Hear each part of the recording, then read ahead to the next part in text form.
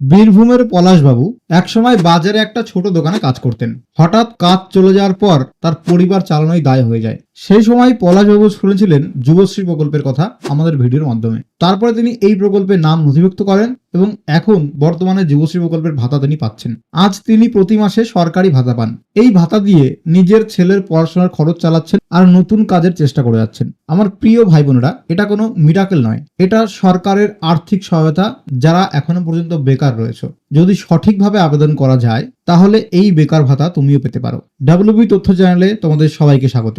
আজ আমরা এমন একটা সরকারি প্রকল্পের কথা আলোচনা করছি যা সত্যি অনেক বেকার ভাই বোনদের মুখে হাসি ফোটাতে পারে। পশ্চিমবঙ্গ সরকারের যুবশ্রী প্রকল্প অনেকে জানে এবং অনেকে জানে না। এখানে নাম থাকলে প্রতি মাসে আর্থিক সাহায্য পাওয়া যায় যতদিন না একটা কর্মসংস্থান হচ্ছে। তোমার নামও এই যুবশ্রী প্রকল্পের লিস্টে থাকতে পারে। তাই ভিডিওটা একদম শেষ পর্যন্ত মনোযোগ সহকারে দেখো, আর এরকম গুরুত্বপূর্ণ ভিডিও আরো পাওয়ার জন্য আমাদের চ্যানেলটিকে সাবস্ক্রাইব করে রাখো। যুবশ্রী প্রকল্প পশ্চিমবঙ্গের একটা সরকারি স্কিম। যেসব যুবক যুবতী কাজ খুঁজছে, আর্থিকভাবে দুর্বল, তাদের জন্য মাসিক আর্থিক সহায়তা দিয়ে থাকে পশ্চিমবঙ্গ রাজ্য সরকার। শর্ত একটাই, তোমাকে বেকার থাকতে হবে। এর সঙ্গে এমপ্লয়মেন্ট ব্যাংক এই অফিসিয়াল ওয়েবসাইটে নিজের নাম থাকতে হবে। এই প্রকল্পের নাম নথিভুক্ত করার ক্রাইটেরিয়া কি আছে?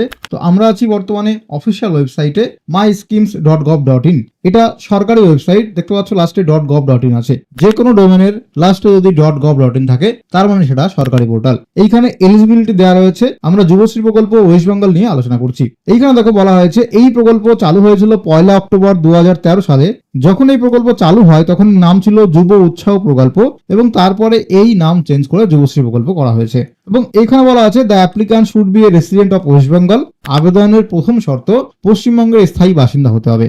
দ্বিতীয় নম্বর হচ্ছে মাস্ট বি আনএমপ্লয়েড, অর্থাৎ এখনো পর্যন্ত বেকার থাকতে হবে।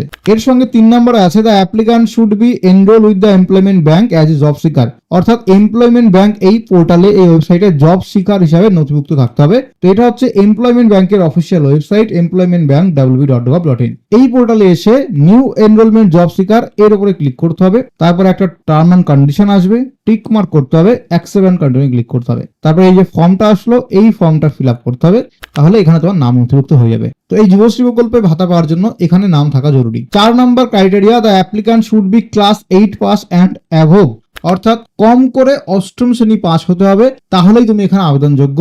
অষ্টম শ্রেণীর বেশি পাস করলে ক্লাস 9, 10, 11, 12 এবং যে কোনো শিক্ষাগত যোগ্যতায় তুমি এখানে আবেদন করতে পারবে। এবার বয়স হতে হবে 18 থেকে 45 বছরের মধ্যে। First day of April of the year in which he she is considered under the scheme, অর্থাৎ তুমি যখন এখানে নাম নথিভুক্ত করবে, যেই সালে তুমি এই এমপ্লয়মেন্ট ব্যাংক অফিসিয়াল ওয়েবসাইটে নাম নথিভুক্ত করবে সেই সালের 1 এপ্রিল অনুযায়ী তোমার বয়স হতে হবে মিনিমাম 18 বছর, ম্যাক্সিমাম 45 বছর। অর্থাৎ এটা 2025 সাল। কেউ যদি এখন আবেদন করতে চায় তাহলে 1 এপ্রিল 2025 তারিখ হিসাবে তার বয়সটা তাকে হিসাব করতে হবে, মিনিমাম 18, ম্যাক্সিমাম 45।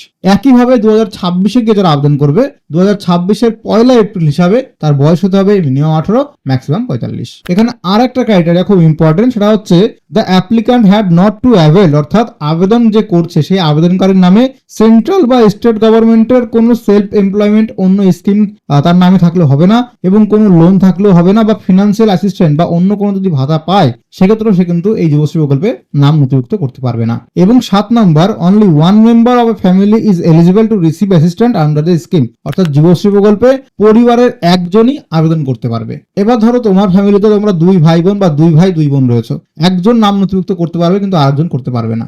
এখানে আবেদন কি করে করবে? আসতে হবে এই ওয়েবসাইটে employmentbank.wb.gov.in। অলরেডি এটা নিয়ে আমাদের ইন ডিটেইলে ভিডিও বানানো আছে, চাইলে সেই ভিডিও দেখে নাও, ডেসক্রিপশন বক্সে লিংক আছে। এছাড়া আমরা এখানে একটু সারাংশ বা সামারি বলে দিই। এই ওয়েবসাইটে আসার পরে নিউ এনরোলমেন্ট জব সিকার এখানে ক্লিক করতে হবে, স্ক্রল করে নিচে আসো, তারপরে টিক মার্কে ক্লিক করে অ্যাকসেপ্ট এন্ড কন্টিনিউ ক্লিক করো। এইবার এইখানে ক্যান্ডিডেটের ইনফরমেশন দিয়ে ফর্ম ফিল আপ করতে হবে। পার্সোনাল ইনফরমেশন প্রথমে, যার মধ্যে রয়েছে নাম, বাবার নাম, তার স্বামী বা স্ত্রীর নাম, জেন্ডার, কাস্ট, ধর্ম, বৈবাহিক অবস্থা, জন্ম তারিখ, ফিজিক্যালি চ্যালেঞ্জ কিনা এবং প্রাক্তন সেনাকর্মী কিনা। তারপর আছে কন্ট্যাক্ট ইনফরমেশন, যেখানে আবেদনকারীর পোস্টাল অ্যাড্রেস, ফুল ঠিকানা, তারপরে তার স্টেট চুজ করতে হবে, ডিস্ট্রিক্ট চুজ করতে হবে, pincode, nearest employment exchange office এখান থেকে চুজ করতে হবে, mobile number, email address, Aadhaar number দিতে হবে। তারপরে চলে আসবে কোয়ালিফিকেশন ডিটেলস, যেখানে কি কোয়ালিফিকেশন আছে সর্বোচ্চ সেটা সিলেক্ট করার পরে সেই কোয়ালিফিকেশন কোন বোর্ড থেকে, কোন কাউন্সিল থেকে বা কোন ইউনিভার্সিটি থেকে পাস করেছে তার নাম, কোন সাবজেক্ট নিয়ে পাস করেছে, কোনো স্পেশালাইজেশন ছিল কিনা, কত সালে পাস করেছে, কত পার্সেন্ট মার্ক পেয়েছে, ভাষা কোন ভাষা জানো, বাংলা, হিন্দি, ইংরেজি, সেই সমস্ত ভাষা কেমন জানো, পড়তে, লিখতে, বলতে এবং ভালোভাবে বলতে টিকমার্ক করতে হবে। এইবার শারীরিক মাপ যেমন উচ্চতা, ওজন এবং বুকের ছাতি সেমিতে এখানে লিখতে হবে। এইবার একটা বায়োডাটা আপলোড করতে হবে 500 কপির মধ্যে। এবার একটা সিভি আপলোড করতে হবে ডকুমেন্ট ফাইলে 200 কপির মধ্যে, এবং ফটো আপলোড করতে হবে, ফটোর সঙ্গে সিগনেচার আপলোড করতে হবে 500 কপির মধ্যে। তো ফটো এবং সিগনেচার একটা সাদা পেজে তুমি সই করো, তার উপরে ছবি রাখো, সেটা ছবি তোলো বা স্ক্যান করো, তারপর সেটা এখানে আপলোড করো 500 কপির মধ্যে জেপিজি বা জেপিইজি ফরম্যাটে। এরপরে কাজের কোনো অভিজ্ঞতা থাকলে সেটা ফিল আপ করতে হবে। এইবার রেসিডেন্সিয়াল প্রুফ হিসাবে এখানে যে কোনো একটা ডকুমেন্ট চুজ করতে পারো। ডকুমেন্টের অপশন রয়েছে ration card, voter card, passport, Aadhaar, সেই নাম্বার এখানে বসাতে হবে। তারপর তুমি বিপিএল কিনা সেটা দিতে হবে। উইলিং টু রিলোকেট মানে এখান থেকে জব অফার দেওয়া হয়, তাহলে জব যদি তুমি পাও তাহলে তুমি কি বাসস্থান চেঞ্জ করতে পারবে, মানে নো মানে আমি এখানে যদি তুমি নো করো তার মানে চাকরির জন্য আমি অন্য কোথাও রিলোকেট করতে পারবো না বা যেতে পারবো না। ইয়েস উইদিন স্টেট মানে রাজ্যের মধ্যে আমি যে কোনো জায়গায় যেতে পারি। ইয়েস উইদিন কান্ট্রি মানে দেশের মধ্যে যে কোনো জায়গায় যেতে পারি। আর আউটসাইড কান্ট্রি মানে দেশের বাইরেও যেতে পারি চাকরি যদি আমাকে অফার করা হয়। ক্যাপচা কোড বসাবে, তোমার সম্পর্কে অতিরিক্ত তথ্য থাকলে সেটা দিতে পারো। তারপরে দুটোতে টিকমার্ক করে সাবমিটে ক্লিক করতে হবে। সাবমিটে ক্লিক করলে এখানে তোমাকে কিছু ডকুমেন্ট আপলোড করতে হবে। সেই সমস্ত ডকুমেন্টের লিস্ট এখানে দেওয়া আছে। ডকুমেন্ট 20 কেবি থেকে 100 কেবির মধ্যে হতে হবে। ডকুমেন্টে কি নাম এবং জন্ম তারিখ, এটার প্রমাণপত্র হিসাবে মাধ্যমিকের অ্যাডমিট কার্ড, মাধ্যমিকের সার্টিফিকেট বা ট্রান্সফার সার্টিফিকেট বা বার্থ সার্টিফিকেট, যে কোনো একটা ডকুমেন্ট আপলোড করতে হবে।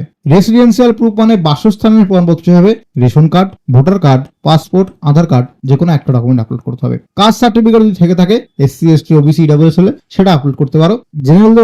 জেনারেল হলে এখানে কোনো কাস্ট সার্টিফিকেট আপলোড করার প্রয়োজন নেই। পিডব্লিউডি হলে তার সার্টিফিকেট আপলোড করতে হবে।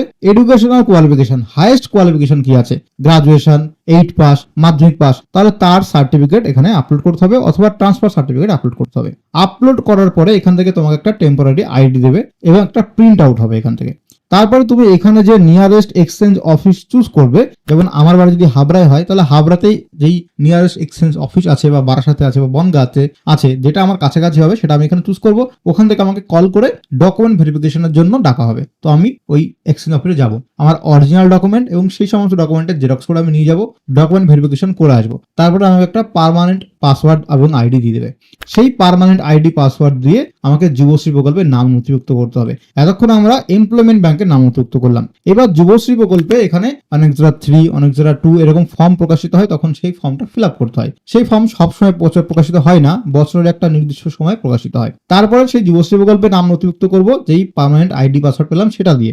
এবং তারপরে এখানে এই যে ওয়েটিং লিস্ট দেখতে পাচ্ছ, যুবশ্রী প্রকল্পের ওয়েটিং লিস্ট, এরকম 5টা বা 7টা ওয়েটিং লিস্ট প্রকাশিত হয়। সেই ওয়েটিং লিস্ট যদি নাম থাকে তারপরে ফাইনাল লিস্ট প্রকাশিত হয়, যে ফাইনাল লিস্ট, সেই ফাইনাল লিস্টে নাম থাকলে তারপরে গিয়ে এখানে আমি কিন্তু চান্স পাবো বা যে ভাতা পাওয়া হয় সেটা পাবো। তো এখানে ফর্ম ফিল আপ প্রসেসটা একটু জটিল বা কমপ্লেক্স, ভালো করে স্টেপ বাই স্টেপ বুঝে নাও। প্রথমে এমপ্লয়মেন্ট ব্যাংক এই অফিসিয়াল ওয়েবসাইটে নিজের নাম নথিভুক্ত করতে হবে।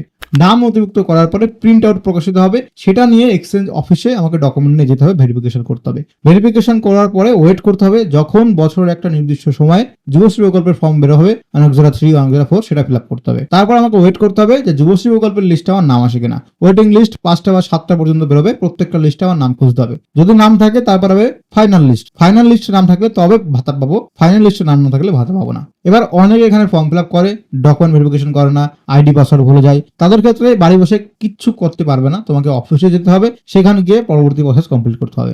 এটা হচ্ছে সম্পূর্ণ ফর্ম ফিল আপ ডিটেলস এবং যুবশ্রী প্রকল্প নিয়ে সম্পূর্ণ তথ্য। একটা কথা বারবার মনে রাখবে, যুবশ্রী প্রকল্প শুধুমাত্র সরকারি পোর্টাল, এখানে কোনো প্রকার এজেন্ট, কোনো প্রকার থার্ড পার্টি কেউ নেই, কাউকে কোনো প্রকার টাকা দেবে না কেউ টাকা দাবি করলে।